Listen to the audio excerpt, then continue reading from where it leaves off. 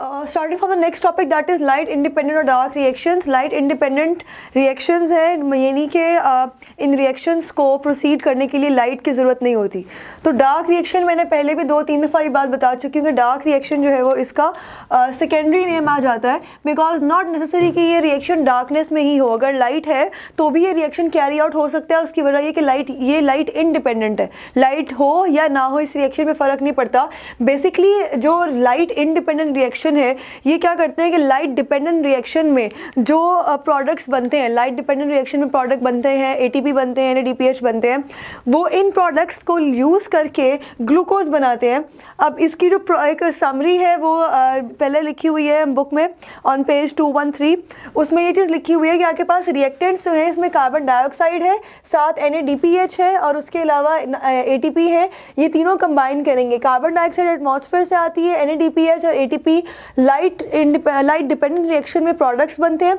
ये तीनों आपस में कंबाइन करेंगे, so they will form a carbohydrate. ये CH2O whole thrice is a carbohydrate और ये नॉर्मली ट्राइओज होती है, 3 कार्बन स्ट्रक्चर होता है. प्लस जो NADPH है वो NADP में कन्वर्ट हो जाएगा, ATP है वो ADP में कन्वर्ट हो जाएंगे. 9 इनऑर्गेनिक फॉस्फेट मॉलिक्यूल्स रिलीज होंगे और 7 वाटर मॉलिक्यूल्स हैं वो रिलीज होंगे. ये ओवरऑल समरी. आप चाहे इसको रिएक्शन से इस कैल्विन साइकिल से पहले देख लें या कैल्विन साइकिल के बाद देख लें, it's one in the same thing. और बेसिकली तो ये पूरी की पूरी समरी है, ये इस पूरे कैल्विन साइकिल को सम अप किया हुआ है, इसी की समरी है. तो कैल्विन साइकिल क्या है? कैल्विन साइकिल है the cyclic series of reactions catalysed by respective enzymes by which the carbon is fixed and reduced, resulting in the synthesis of sugar during the dark reaction of photosynthesis is called Calvin cycle. ये page 213 के बिल्कुल 219 के बिल्कुल last में जो है वो given है. और ये कैल्विन साइकिल क्या होता है उसमें आप इसको कोट कर सकते हैं. यूनिवर्सिटी ऑफ कैलिफोर्निया में कैल्विन जो है और उसके कोलीग्स ने ये साइकिल जो है इस पे मतलब काम किया था और ये साइकिल जो है वो एज अ फाइनल कंक्लूजन हमारे सामने आया था. इस साइकिल में 3 स्टेप्स हैं. 3 स्टेप्स किस तरह से हैं कि सबसे पहला स्टेप है कार्बन फिक्सेशन का, जो कि अगर ये आपको लाइन नज़र आ रही है from the green colour, I guess green colour ठीक से नज़र नहीं आ रहा होगा तो आई डार्क इट ताकि नज़र आ जाए इस तरह से. तो इसमें हमारे पास 3 जो है वो स्टेप्स हैं. पहला कार्बन फिक्सेशन है, देन रिडक्शन है, उसके बाद regeneration of carbon dioxide acceptor है. कार्बन फिक्सेशन मींस कि एटमॉस्फेयर की कार्बन डाइऑक्साइड, आप सबको पता है फोटोसिंथेसिस में एटमॉस्फेयर की कार्बन डाइऑक्साइड जो है उसको यूज़ किया जाता है टू फॉर्म द कार्बोहाइड्रेट. ये एटमॉस्फेयर की कार्बन डाइऑक्साइड ये कंबाइन करेगी with the enzyme Rubisco. Rubisco जो है ये ऐसा एंजाइम है that is basically Rubisco stands for राइबोलोज bisphosphate carboxylase. Carboxylase ये तब होगा जब इसने कार्बन डाइऑक्साइड को फिक्स करना होगा.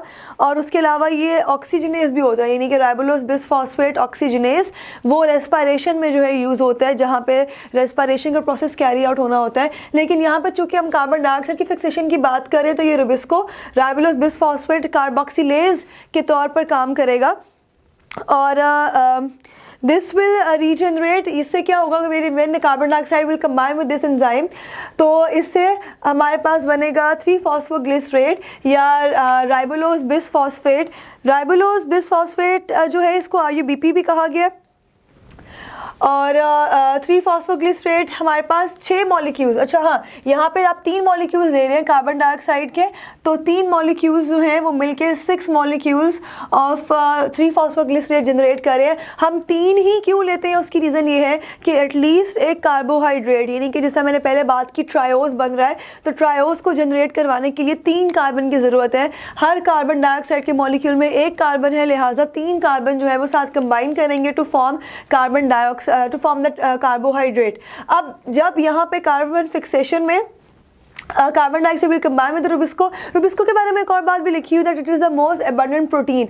एंजाइम है, enzymes are protein in nature, लिहाजा इसलिए लिखा हुआ है that it is the most abundant protein in nature. क्यों? क्योंकि ये प्लांट्स में होती है और प्लांट्स जो है वो अर्थ पे बहुत ज़्यादा हैं, तो that is the reason that it is the most abundant. It will regenerate three phosphoglycerate. Three phosphoglycerate के बाद क्या होगा कि ये जो 6 ATP हैं ये वो ATP हैं जो कि लाइट रिएक्शन में बने थे. ये आएंगे अपना फॉस्फेट ग्रुप जो है वो इस मॉलिक्यूल को यहाँ पर दे जाएंगे और 6 के 6 ADP बन के चले जाएंगे. अब 6 ATP आए हैं, छः ही मॉलिक्यूल है, हर मॉलिक्यूल के पास एक फॉस्फेट ग्रुप आएगा, this is the that phosphate group, और ये फॉस्फेट ग्रुप कैरी करके 6 ADP that they will release.